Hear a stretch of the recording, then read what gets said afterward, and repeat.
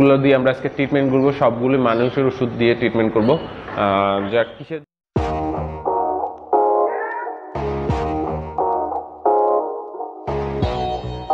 আসসালামু আলাইকুম ভিউয়ার, সবাই কেমন আছেন? আশা করি সবাই ভালো আছেন। তা আপনাদের দোয়ায় আমিও মোটামুটি ভালোই আছি। জ্বর ছিল, এখন মোটামুটি নাই। তো জ্বরের কারণে কবুতরের দিকেও বেশি মানে খেয়াল নিতে পারি নাই। আর একটা বড় বিষয় হচ্ছে জ্বরের ভিতরেই আমি দেখতেছি আমার ম্যাক্সিমাম কবুতর অসুস্থ হয়ে গেছিলো। তাদের সবুজ পায়খানা করতেছিল, পানি পানি পায়খানা করতেছিল, কয়েকটা আবার একদম পাতলা পায়খানা করতেছিল, কয়েকটা বমি করতেছিল। তো আজকে মূলত ভিডিওটাই করতেছি যে যে সবুজ একদম চুনা পায়খানা করা বা সবুজ পায়খানা করা বা পাতলা পায়খানা করা বা বমি করা, এই ধরনের যে রোগগুলো, এই যে এই রোগটার কীভাবে ট্রিটমেন্ট করবেন বা কিভাবে এটার কবুতরকে সুস্থ করে আনবেন, তো সেই বিষয়টা নিয়ে আজকে ভিডিওটি করা। আসলে ভিডিওটি যে মেডিসিনগুলো দিয়ে আমরা আজকে ট্রিটমেন্ট করবো, সবগুলো মানুষের ওষুধ দিয়ে ট্রিটমেন্ট করব। যা কিসের জন্য আমি মানুষের ওষুধ দিয়ে ট্রিটমেন্টটা দেখাইতেছি সেটা আমি একটু বলি। মূলত আমরা অনেকেই আপনাদের দেখা যায় যে ভেটেরিনারি মেডিসিনের কথা বলি, অনেক হাই কোয়ালিটির মেডিসিনের কথা বলি। দেখা যায় আপনারা সেই মেডিসিনগুলো সব জায়গায় খুঁজে পান না, বা দেখা যায় যে অনেকে সেরকম আলাদা করে ওষুধ মানে ছোট কবুতরের খামার সেরকমভাবে কিনাও পোষাইতে পারতেছে না, যে কিনা কবুতরকে খাওয়াবে সেরকমভাবে পোষাইতে পারতেছে না। আবার অনেকে আছে যে এত টাকা থেকে ভেটেরিনারি মেডিসিনগুলো একটু দাম বেশিই হয়, যেমন অনেক অ্যান্টিবায়োটিক আছে যেগুলোর দাম বেশি পড়ে যায় অনেক। তো আমি যতটুকু চেষ্টা করছি যে দাম বেশি পড়ার থেকেও সব থেকে বেশি যেটা হয় সেটা হচ্ছে অনেক সময় আমরা সেই মেডিসিনগুলো খুঁজেই পাই না। ভেটেরিনারি শপই আমাদের এলাকার মধ্যে থাকে না। আমরা যারা শহর কেন্দ্রিক আছি তারা হয়তো বা একটুখানি খুঁজলেই পেয়ে যায় ভেটেরিনারি শপগুলো, কিন্তু যারা একটু গ্রাম সাইডে আছে তারা কিন্তু সচরাচর এই ভেটেরিনারি মেডিসিনগুলো খুঁজে পায় না। তো আমি আজকে সাধারণত চেষ্টা করব যে একদম কমন কিছু মানুষের ওষুধ দিয়ে, যেই ওষুধগুলো আপনি যে কোনো ফার্মেসিতে গেলেই পেয়ে যাবেন, মানে ইজিলি পেয়ে যাবেন যে কোনো ফার্মেসিতে গেলে। তো সেই সব মেডিসিন থেকে আমি আজকে যে সবুজ পায়খানা করা বা পাতলা পায়খানা করা বা পানি পানি পায়খানা করা, এই অসুখটা একটা মানে মানে রোগটার ট্রিটমেন্ট আমি আজকে আপনাদের দেখাবো। তো তার আগে ছোট কিছু কথা বলি, কেন আমার মানে এই রোগটায় পড়া লাগছে, কিসের জন্য আমি এই রোগটা আক্রান্ত হয়েছি। আগে কিন্তু আমার এই ধরনের এত আক্রান্ত হতে হয় না, এইবার যে পরিমাণ আক্রান্ত হয়েছি আগে আমার সেই পরিমাণ আক্রান্ত হইতে হয় না। কারণ আগে আমি দেখা যায় কবুতরকে ম্যাক্সিমাম টাইম হার্বাল ট্রিটমেন্টগুলো করাই রাখতাম। যেমন আমি চিরতার পানি খাওয়াইতাম কবুতরকে, সোনা পাতার পানি খাওয়াইতাম, আগের দিন রাত্রে ভিজিয়ে রাখতাম, পরের দিন সকালবেলা উঠে খাওয়াইতাম। এই বৃষ্টি পড়লে আমি কবুতরকে আদা রসুন সেটা রসটাকে পানির সাথে মিশিয়ে তারপর কবুতরকে খাওয়াইতাম। তারপর দেখা যায় যে গোলমরিচ, তারপর হচ্ছে ওটাকে কি বলে, দারচিনি, এলাচি, এইসব একসাথে গুঁড়া করে তারপর সেটা গুঁড়োটাকে পানির মধ্যে ভিজিয়ে রেখে তারপর সেই পানিটা খাওয়াইতাম। এই ধরনের বিভিন্ন ট্রিটমেন্ট আমার চ্যানেলে দেওয়া আছে, আমি সেই ধরনের ট্রিটমেন্টগুলো করতাম। আপনারা চাইলে আমার এই মানে আই বাটনে এই সাইডে দেখতে পাবেন যে আই বাটনে সেই লিঙ্কগুলো দেওয়া আছে কীভাবে খাওয়াইতে হয়। তো সেরকম করে হার্বাল ট্রিটমেন্টগুলো করতাম। কিন্তু কি বলবো যে বর্তমানে কাজের ব্যস্ততার কারণে, তারপর দেখা গেছে আমার জ্বর ছিল, বৃষ্টিটা শুরু হওয়ার সাথে সাথে সব কিছু মিলাইয়া সেই ট্রিটমেন্টগুলো আমি নিতে পারিনি কবুতরে, যার কারণে দেখা গেছে যে আমার কবুতর ম্যাক্সিমাম এবার ভাইরাসে অ্যাটাক করছে, বেশি অসুস্থ হয়েছে বেশি, যার কারণে এই সমস্যাটা আমার বেশি পড়া লাগছে। এটাই হচ্ছে সবচেয়ে বড়। আপনারা যদি কবুতরকে মনে করেন সবসময় ট্রিটমেন্ট মানে হার্বাল ট্রিটমেন্টগুলো দিয়ে রাখতে পারেন, তাহলে দেখা যাবে যে আপনার কবুতরের প্রপারলি ফিটটা থাকবে, অ্যাটাক করবে কম, কবুতর অসুস্থ হবে কম। আর একটা বিষয় আমরা দেখা যায় যে বর্ষাকালে ম্যাক্সিমাম মানুষই আমরা কী করি, কবুতরকে একদম আটকাই ফেলাই থরের ভিতরে, কবুতরকে বাইরে বেরোতেই দিই না। এক্ষেত্রে আমি যেটা করি, আমি একদম কবুতরকে আটকাই ফেলি না, লফটের ভিতরে একদম আটকাই ফেলি না। মোটামুটি দেখা যায় যে কবুতরকে বৃষ্টির টাইমে দুই একবার ছাড়ি, কয়েকবার ছাড়ি, ওরা হাটে চলে, বৃষ্টিতে ভিজে, হয়তো বা বৃষ্টি পানিটাও খায়। এদিক থেকে দেখা যায় যে এইগুলো বৃষ্টিতে ভিজলে বা এই যে বৃষ্টিতে ভিজে সে একদিন করতেছে, সার্ভাইভ করতেছে, এই কারণে দেখা যায় যে তার ইমিউনিটি সিস্টেমটা আস্তে আস্তে মানে বাড়ে, দেখা যায় তার রোগ প্রতিরোধ ক্ষমতাটা আস্তে আস্তে বাড়ে, মানে তার শরীরে আসলে ওই জিনিসটা সহ্য করে নেয়। আসলে আপনি একটা জিনিস দেখবেন, আপনি যখন মনে করেন একটা গরম স্থানে যেয়ে বসবেন, তা প্রথমে আপনার প্রচণ্ড গরম লাগবে, তো আস্তে আস্তে দেখবেন গরমটা একটা টাইমে আপনার শরীরে মানে সয়ে যাবে, যে আপনার থাকতে তখন আর অত বেশি একটা সমস্যা হচ্ছে না। তো এরকম হচ্ছে বিষয় যে আপনি যদি একদম কবুতরকে বৃষ্টির পানিতে নাই ভিজান, তাও কোনো এক সময় দেখা যায় যে কবুতর ভিজে গেলে অল্পতে অসুস্থ হয়ে যাবে। তো এটা অবশ্যই মোটামুটি আপনি কবুতরকে ভিজাবেন, আর কবুতরকে ভিজাইলে দেখা যায় কবুতর মল্টিং চলতেছে, তো মল্টিংটা ভালো মতন হবে। দেখা যায় এতে একদম কোনো সমস্যা নেই, আপনি কবুতরকে দুই একবার বৃষ্টির পানিতে ভিজাবেন, বৃষ্টিতে ভিজতে দিবেন, এতে খুব ভালো হবে। কবুতর দেখা যায় যে নিজে নিজেই দেখবেন যে পাক খুলে বৃষ্টির পানিতে ভিজবে বৃষ্টি পড়লে, তো এটা কবুতরের জন্য খুবই ভালো। এটাই ছিল। আর যেটা হার্বাল ট্রিটমেন্টগুলো অবশ্যই করবেন, দেখা যায় যে আপনি লেবুর পানি খাওয়াবেন, অ্যালোভেরা খাওয়াবেন, দারচিনি গুঁড়ো খাওয়াবেন, এলাচি দারচিনি একসাথে গুঁড়ো করে তারপর সেই পানিটা ভিজিয়ে রেখে আগের দিন রাতে সেটা খাওয়াবেন।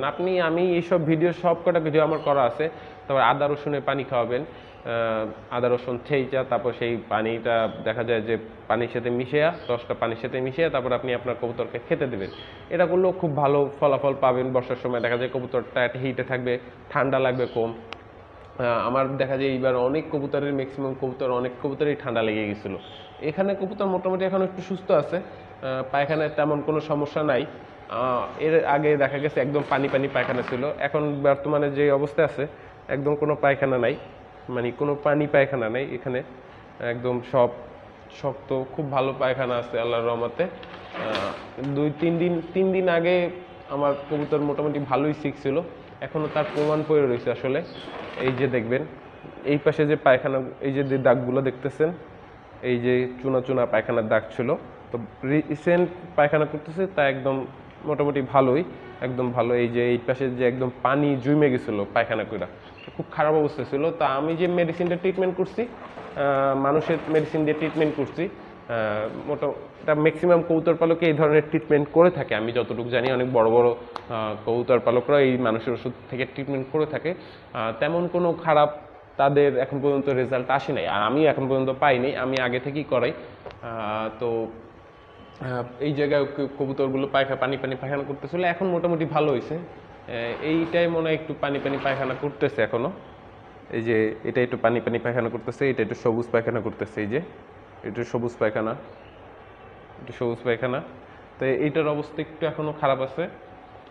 তো এরকম আমি আসলে সেই হার্বাল ট্রিটমেন্টগুলো নেই এই বছর, কোনো ধরনের কোনো হার্বাল ট্রিটমেন্ট নেই, মানে কোনো কিছুই তেমন করিনি, কাজের ব্যস্ততার কারণে দেখা গেছে যে কবুতরের ইসের কারণে নিতে পারিনি। তো আপনারা অবশ্যই এইগুলো রেগুলারলি করবেন। আসলে অনেক কথা বলতেছি, এই কথাগুলো আসলে আপনাদের আমার শিক্ষা থেকে আপনাদের আমি জানানোর চেষ্টা করতেছি। আমি চাই নতুন যারা কবুতর পালে তারা জানি এই জিনিসগুলো জেনে জানে, এই জিনিসগুলো বুঝে, এই জিনিসগুলো জানি তারা প্রয়োগ করে।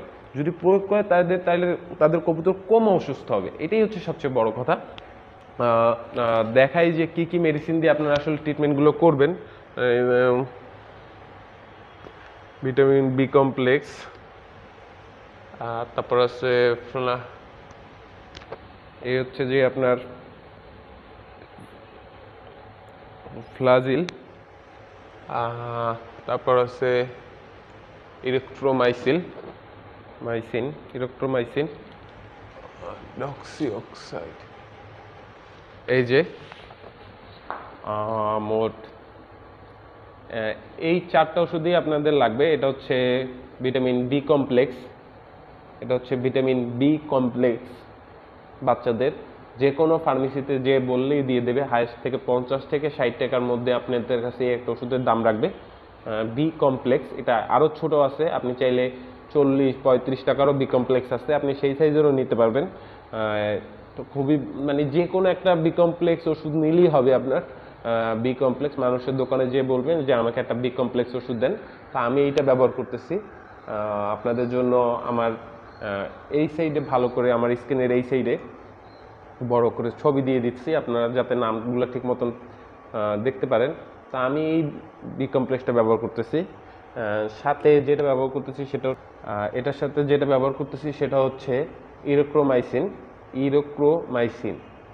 এটা ব্যবহার করতেছি।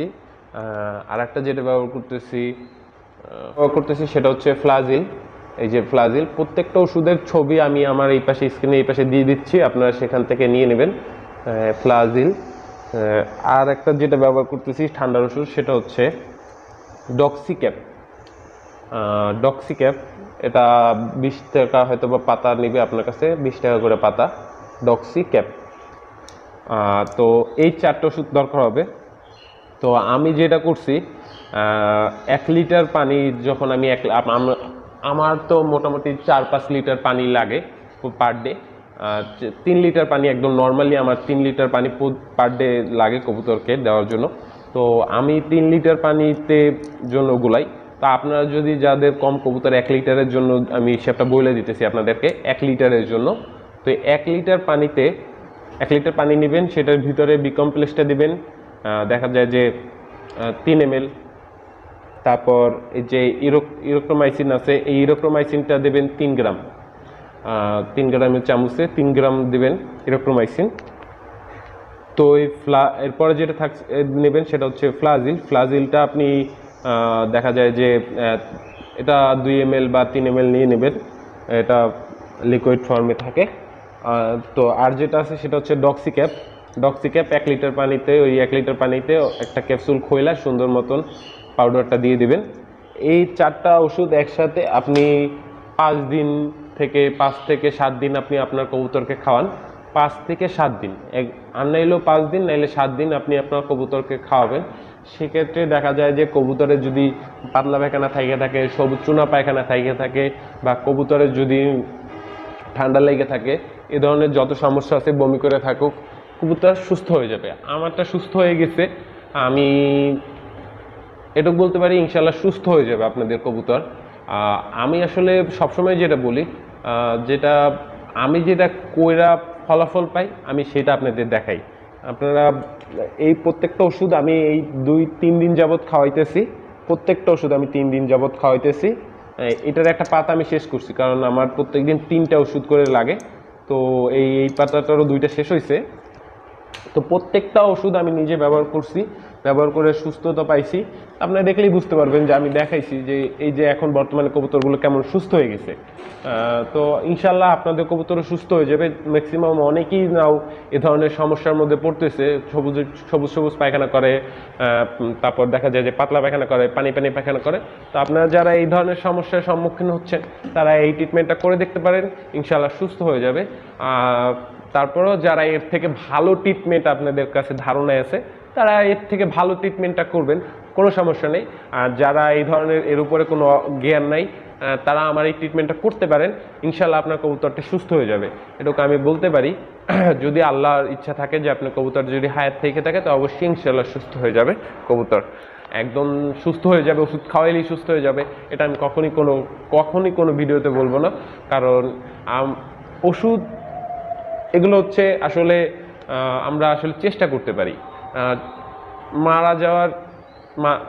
মারা যাবে কিনা বা সুস্থ হবে কিনা সেটা সম্পূর্ণ আল্লাহ তাআলার হাতে। তো আমরা পারি চেষ্টা করার জন্য ওষুধ খাওয়াইতে, যদি আল্লাহ তাআলা চায় তো অবশ্যই এই ওষুধের উসিলায় আপনাদের কবুতর ভালো হয়ে যাবে। তো ইনশাল্লাহ আজকে আর কি বলবো, কবুতরকে রসুন পানিটা ম্যাক্সিমাম টাইমে খাওয়াবেন। খাওয়াইলে দেখা যায় আপনার কবুতরটি সুস্থ থাকবে সবসময়। রসুন পানি এই বর্ষা আমলে রসুন পানিটা খাওয়াবেন, আদার পানিটা খাওয়াবেন। এটার ভিডিওটা আমি এই সাইডে আইকনে বাটনে দিয়ে দিচ্ছি, আপনি সেখান থেকে দেখে নেবেন। তারপর দেখা যায় যে ক্যাঙ্কারের জন্য আপনারা ট্যাঙ্কার এই টাইমে বেশি হয়, দেখা যায় যে এর জন্য দারচিনি, এলাচি, লবঙ্গর যে এটা গুঁড়ি করে পাউডার করে সেটা আগের দিন রাত্রে ভিজিয়ে রাখলেন পানিতে, পরের দিন রাত্রে সেটা 1 লিটার পানির সাথে বেশি করে মিশিয়ে খাওয়াই দিলেন। এগুলো সবকটা ভিডিও আমার এই আইকন বাটনে দেওয়া থাকবে, আপনারা সেখান থেকে চাইলে দেখে নিতে পারেন। তো অনেক পক করে ফেলছি, তো আজকের জন্য এই পর্যন্তই থাক। মাথাটাও ব্যথা করতেছে এখন। তো সবাইকে আল্লাহ হাফেজ। আর অবশ্যই আমার চ্যানেলটি সাবস্ক্রাইব করে দেবেন, পাশে থাকা বেল আইকন বাটনটি প্রেস করে দেবেন। অবশ্যই বেশি বেশি করে শেয়ার করবেন, কমেন্ট করবেন। আর নতুন কিছু জানার থাকলে অবশ্যই আমার ডিসক্রিপশনে আমার নাম্বার দেওয়া আছে, ফেসবুক আইডির লিঙ্ক দেওয়া আছে, সব কিছু দেওয়া আছে। আপনারা চাইলে আমার সাথে কন্ট্যাক্ট করতে পারেন যে কোনো সময়, যে কোনো মুহূর্তে। আর একটা বিষয়, যখনই আমাকে ফোন দিবেন অবশ্যই একটুখানি রাতে কেউ ফোন দিবেন না, একদম রাতে কেউ ফোন দিবেন না। আর অবশ্যই ফোনটা দেওয়ার চেষ্টা করবেন বিকালের দিকে। দেখা যায় যে 5টা থেকে সন্ধ্যা পর্যন্ত আপনি আমাকে ফোন এই টাইমগুলো ফোন দিলে আমি দেখা যায় রিসিভ করে কথা বলার জন্য একটা আপনার সাথে সময় পাবো। তো এই টাইমগুলো ফোন দেওয়ার চেষ্টা করবেন, অযথা কাউকে ফোন দিবেন না। অনেক ইউটিউবার আপনাদের উপকার করার জন্য দেখা যায় যে নাম্বার দিয়ে রাখে, কিন্তু আপনারা অযথাই ফোন দিয়ে নানান ধরনের, ভাই আমার সৌদি আরব থেকে আমার বউ পালাইয়া চলে আসছে, তার খবরটা একটু নিয়ে দেন, এই ধরনের যারা মানে ফোন দিয়ে ডিস্টার্ব করেন, প্লিজ তাদেরকে বলবো যে এই কাজগুলো করেন না। তো আল্লাহ হাফেজ।